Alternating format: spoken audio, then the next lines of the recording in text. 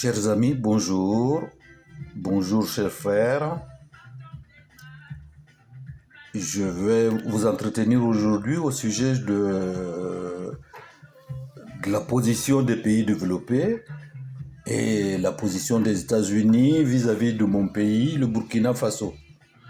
Leur dernière sortie en date pose problème et justement, je me suis questionné tout le week-end par rapport à cette hypocrisie de leur part. Quel humanisme et quelle humanité de la part de ces pays occidentaux qui, lorsque je leur dis que j'ai faim, que mes enfants sont malades, ont soif, me demandent de reconnaître l'homosexualité. Alors, pour leur montrer que, en reconnaissant l'homosexualité, je fais partie des démocrates et que je respecte les droits de l'homme. Est-ce que leur dire avec qui je couche et bientôt ils vont me demander dans quelle position? Est-ce un gage de démocratie? Est-ce un gage de droits de l'homme? Alors, je trouve que cela tellement hypocrite et bas.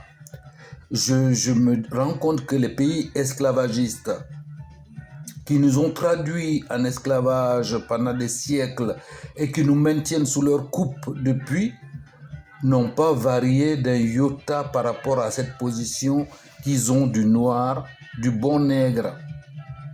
Maintenant que les peuples se réveillent, ils ne savent plus quoi faire. Ils paniquent. Ils paniquent et dans tous les sens. D'un côté, ils viennent prendre nos terres les plus riches pour produire des fleurs qu'ils proposent sur les tables du monde entier pour se faire de l'argent, au détriment des produits alimentaires que nous pourrions produire en quantité. Est-ce là un gage de respect? Est-ce un gage d'humanisme, d'humanité? Et c'est tellement hypocrite et grossièrement présenté. Je me dis que là, en ce moment, ils sont en train de paniquer, ils ne savent plus quoi inventer.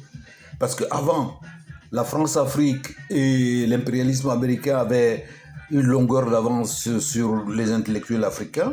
Mais maintenant, ils n'ont plus, ils sont en retard. Ils sont obligés de ramer pour rattraper. Parce que nous savons déjà quelle va être leur position future par rapport à nos revendications. Nous voulons nous gouverner nous-mêmes.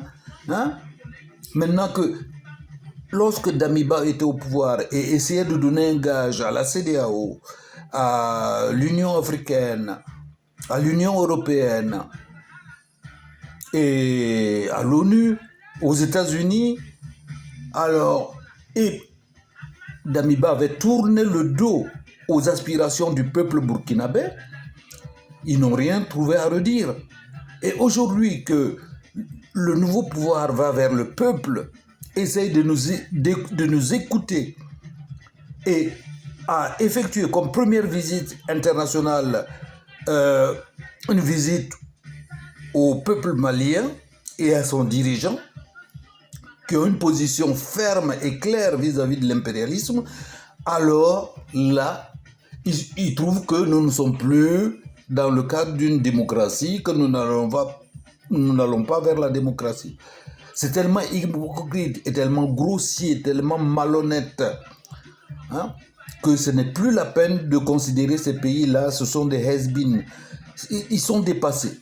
Ils sont dépassés et les peuples africains doivent aller de l'avant sans tenir compte de leur larmoiement et autres. Voilà, c'est ce que je voulais vous dire aujourd'hui. Et c'est très bien. Je félicite le gouvernement d'avoir effectué cette première visite internationale au Mali. Et tant qu'il faudra soutenir un gouvernement du peuple burkinabé, on le fera sans hésiter. Le peuple sera toujours derrière. Voilà, nous en avons marre de donneurs de leçons qui sont là chez nous depuis des siècles, hein, près d'un millénaire, qui ne veulent pas nous voir avancer et qui sont là comme donneurs de leçons pendant qu'ils pillent nos richesses. Je vous remercie.